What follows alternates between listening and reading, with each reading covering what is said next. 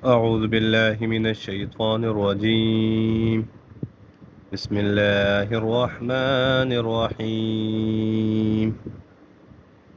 إن الذين كذبوا بآياتنا واستكبروا عنها لا تفتح لهم أبواب السماء ولا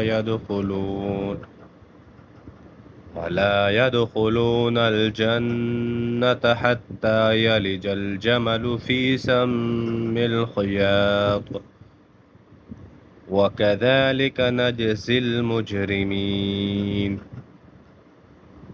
لهم من جهنم مهاد ومن فوقهم غواش وكذلك نجزي الظالمين. والذين آمنوا وعملوا الصالحات لا نكلف نفسا إلا وسعها أولئك أصحاب الجنة هم فيها خالدون. ونزعنا ما في صدورهم من غل تجري من تحتهم الأنهار وقالوا الحمد لله الذي هدانا لهذا وما كنا لنهتدي لولا أن هدانا الله وما كنا لنهتدي لولا أن هدانا الله لقد جاءت رسل ربنا بالحق ونودوا أن تلكم الجنة أورثتموها بما كنتم تعملون.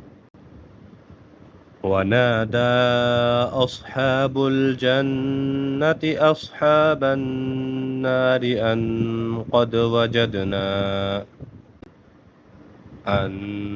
قد وجدنا ما وعدنا ربنا حقا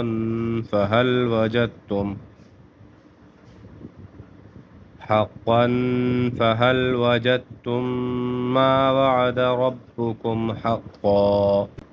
قالوا نعم فأذن مؤذن بينهم اللعنة الله على الظالمين الذين يصدون عن سبيل الله ويبغونها عوجا وهم بالآخرة كافرون.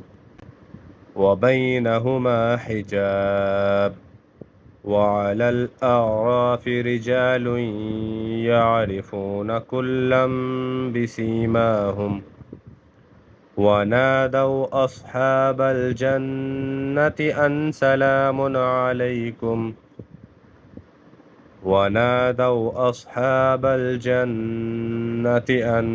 سلام عليكم لم يدخلوها وهم يطمعون.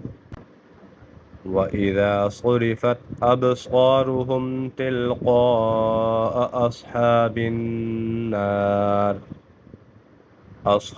النار قالوا ربنا لا تجعلنا مع القوم الظالمين.